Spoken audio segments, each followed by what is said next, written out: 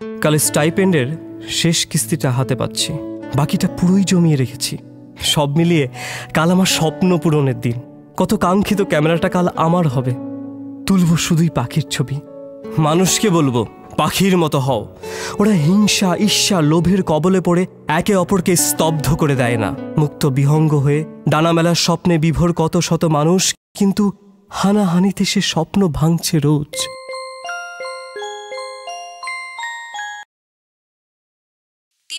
রক্ত দিয়েছিস? না, কেন?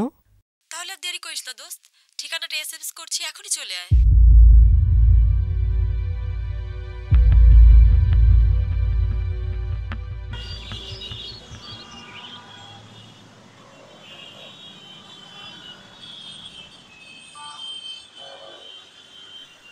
থ্যাংক ইউ দোস্ত, কাল রাতে এভাবে ছুটে আসার জন্য।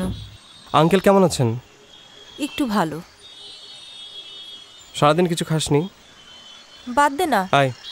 আরে কি শুরু করলি? একদম কথা বলবি না। এই আরে শোন। আচ্ছা ছাড় না, লাগবে না তো। নে খেয়ে নে। না রে, বাবার জন্য শেষ লড়াইটুকু আর লড়া হলো না রে। 6 মাস ধরে চিকিৎসার খরচ চালাতে চালাতে বিক্রি করার মতো অবশিষ্ট আর কিছুই নেই। এটা ধর, আমার 3 বছরের বৃত্তির টাকা। এটা দিয়ে কিছুটা হলেও কাজ হবে, আর বাকি লড়াইটা না হয় আমরা বন্ধুরা মিলেই লড়ব। এটা তুই ক্যামেরা কেনার জন্য জমিয়েছিস, আমি জানি তোর অনেক দিনের শখ।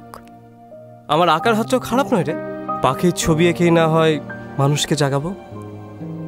নে রাখ।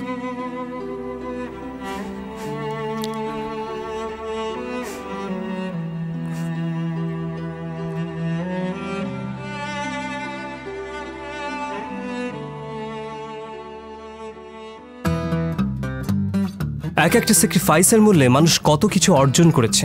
স্বপ্নকে বাস্তবে রূপ দিতে গিয়ে স্যাক্রিফাইস করেছে প্রিয়তম সম্পর্ক, বস্তু থেকে শুরু করে জীবন পর্যন্ত। এসব ত্যাগ ছাড়া সভ্যতা এক পাও এগোতো না। ভালোর জন্য প্রিয় কিছু স্যাক্রিফাইস করার ঘটনা প্রত্যেকের জীবনেই আছে।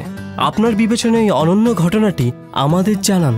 প্রিয় কিছু ত্যাগ করার শক্তি যোগানো অনুপ্রেরণা হয়ে বছর ঘুরে আবারও এসেছে ঈদ উল আজহা। সেরার খেতাবটি জিতে এই ঈদ আনন্দে যোগ করুন ভিন্ন মাত্রা।